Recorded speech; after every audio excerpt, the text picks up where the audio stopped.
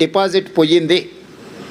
కాబట్టి ఈరోజు ప్రజలు జంట నగరాలలో ప్రజలు మెట్రో విస్తరణ కోరుకుంటున్నారు, గోదావరి జలాలు రావాలనుకుంటున్నారు, మూసి ప్రక్షాళన జరగాలనుకుంటున్నారు.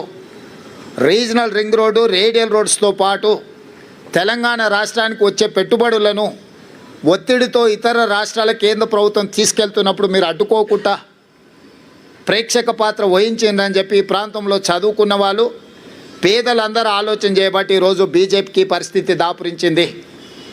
ఈ ఫలితాల తర్వాత కిషన్ రెడ్డి గారు తన వ్యవహార శైలిని మార్చుకొని తెలంగాణ రాష్ట్ర ప్రభుత్వంతో సహకరించి తెలంగాణ ప్రజల యొక్క అభివృద్ధి, ముఖ్యంగా ఈ మహానగర అభివృద్ధి కోసం సహకరించాల్సిందిగా వారికి విజ్ఞప్తి చేస్తున్నా. ఇది భూకంపం ముందు జరిగిన చిన్న ప్రకంపన మాత్రమే భారతీయ జనతా పార్టీకి. ఈ ఇండికేషన్ కిషన్ రెడ్డి గారు అర్థం చేసుకుంటే భవిష్యత్తులో వారి యొక్క రాజకీయ పరిస్థితి కాస్తైనా మెరుగ్గా ఉంటుంది. కాబట్టి వారు ఈ ఫలితాలను విశ్లేషించుకొని ముందుకు రావాల్సిందిగా. కాంగ్రెస్ పార్టీ ఎన్నికలు వచ్చినప్పుడే రాజకీయాలు మాట్లాడుతుంది, మిగతా సమయంలో రాజకీయాల జోలికి వెళ్ళాం, రాజకీయ విమర్శలు చేయము. సంక్షేమము అభివృద్ధిని రెండు కళ్ళలాగా భావించి ముందుకు వెళ్ళాలనుకుంటున్నాము. కిషన్ రెడ్డి గారు, తెలంగాణ రాష్ట్ర ముఖ్యమంత్రిగా మిమ్మల్ని సాదరంగా ఆహ్వానిస్తున్న సచివాలయానికి రండి. కేంద్రంలో మన పెండింగ్ ఉన్న ప్రాజెక్టుల విషయంలో మనం చర్చించుకుందాం. మేము ఎన్నిసార్లు మీటింగ్ పెట్టినా రాలేదు. నేను మా ఉప ముఖ్యమంత్రి గారికి సూచన చేసి ఢిల్లీలో కూడా పెడితే కిషన్ రెడ్డి గారు రాలేదు. ఇప్పుడు మళ్ళీ డిసెంబర్ 1 నుంచి పార్లమెంట్ సమావేశాలు రాబోతున్నాయి కాబట్టి ఉప ముఖ్యమంత్రి గారికి నేను వేదిక మీద నుంచి సూచన చేస్తున్నా. కేంద్ర ప్రభుత్వం దగ్గర అనుమతుల కోసం ఎదురు చూస్తున్న మన ప్రాజెక్టులు, మనకు ఇవ్వవలసిన నిధుల విషయంలో అందరు పార్లమెంట్ సభ్యులను, లోక్సభ రాజ్యసభ సభ్యులతో పాటు కేంద్రంలో మంత్రులుగా ఆటోమేటిక్గా వాళ్ళు ఉంటారు కాబట్టి వాళ్ళతోనే ఒక సమీక్ష, మన చీఫ్ సెక్రటరీ మన అధికారులతోనే ఒక సమీక్ష పెట్టి ఒక నివేదిక రూపంలో వాళ్ళకి ఇవ్వవలసిందిగా ఉప ముఖ్యమంత్రి బట్టి విక్రమార్క గారికి నేను సూచన చేస్తున్నా.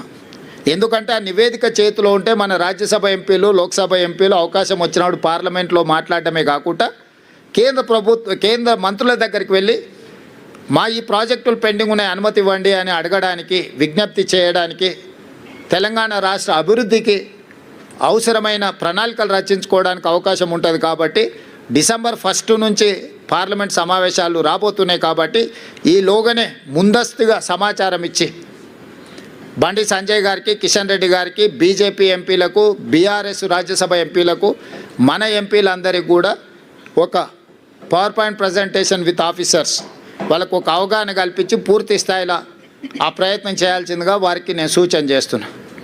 ఇక రెండవది బీఆర్ఎస్ ప్రధాన ప్రతిపక్షం. నేను శాసనసభ్యులు హరీష్ అండ్ కేటీఆర్కు ఒక సూచన చేయదలుచుకున్నా. హరీష్ రావు గారు, మీ అసూయను కొంచెం తగ్గించుకోండి. కేటీఆర్, నీ అహంకారాన్ని కొద్దిగా తగ్గించుకో. మీ వయసు నాకంటే తక్కువే. ఇంకా చాలా రోజులు మనం రాజకీయాలలో కొనసాగాల్సిన అవసరం ఉన్నది. అధికారం అనేది ఎవరికీ శాశ్వతం కాదు. అధికారం అనేది వారసత్వ సంపద కాదు. మన తాతలు ముత్తాతల నుంచి వచ్చిన సంపద అయితే అది మనకే చెందుతుంది.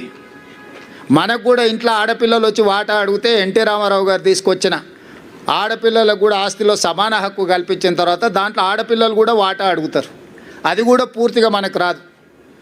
ఈరోజు తెలంగాణ ప్రజలు స్పష్టంగా 2023 శాసనసభ ఎన్నికల్లో చంద్రశేఖరరావు గారే కాలుకు బల్పం కట్టుకొని తెలంగాణ నలుమూలలు తిరిగినప్పుడు మేమందరం కలిసి సిఎల్పి నాయకుడిగా బట్టి విక్రమార్క గారు, పిసిసి ప్రెసిడెంట్గా నేను, ఉత్తమ్ కుమార్ రెడ్డి గారు, కోమటిరెడ్డి గారు, ఇక్కడ వేదిక మీద ఉన్న పెద్దలందరూ, పొంగులేటి శ్రీనివాసరెడ్డి గారు, ప్రతి ఒక్కరి సహకారం తీసుకొని మేము తెలంగాణ నలుమూలల మేమందరం కలిసి ఒక ప్రయత్నం చేసినాం.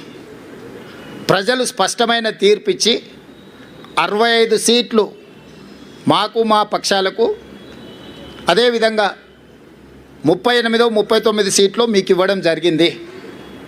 39.5% ఓట్లు మాకిస్తే 37% ఓట్లు మీకు ఇచ్చారు.